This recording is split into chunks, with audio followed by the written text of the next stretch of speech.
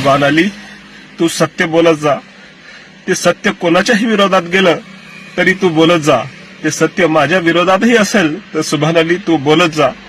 अजित दादा, मला सत्यासाठी काम करायची प्रेरणा आणि प्रोत्साहन देऊन हे अर्धवट काम सोडून का गेलेत आपण?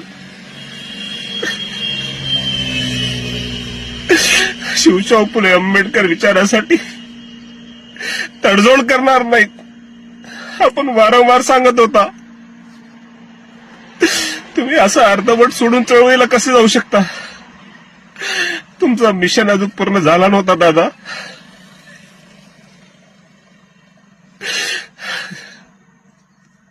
शिवशाहू फुले आंबेडकर विचारांच्या कार्यकर्त्याला तुम्ही असं अर्धवट सोडून कसे गेले? तुमचे शब्द आजही कानावर पडतात, प्रेरणा देतात की स्वतःहून तुम्ही मला चळवळीचं काम करण्यासाठी सांगितलं की जा तू चळवळीचं काम कर.